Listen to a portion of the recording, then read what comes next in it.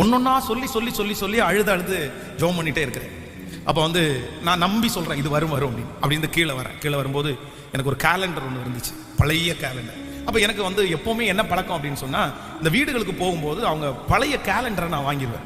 அந்த பழைய கேலண்டரை வாங்கி அதில் இருக்கிற வாக்குத்தத்த வசனத்தை கத்திரிக்கோலால் கட் பண்ணி பின்னாடி கம் வச்சு வீட்டில் நிறைய இடத்துல வசனம் ஒட்டி வைப்பேன். இது என்னுடைய பழக்கம். ஊழியத்தினுடைய ஆரம்பத்தில் டைம் நிறைய இருக்கும்போது இதை ஒரு வேலையாகவே வச்சுருந்தேன். என் ரூமில் வந்து பார்த்தீங்கன்னா நிறைய வசனம் வந்து ஒட்டிகிட்டே இருக்கு. அப்போ ஒரு நாள் வந்து அந்த கேலண்டரை வந்து ஜெபம் பண்ணி முடிச்சுட்டு கட் பண்ணலாம் அப்படின்னு எடுக்கிறேன்.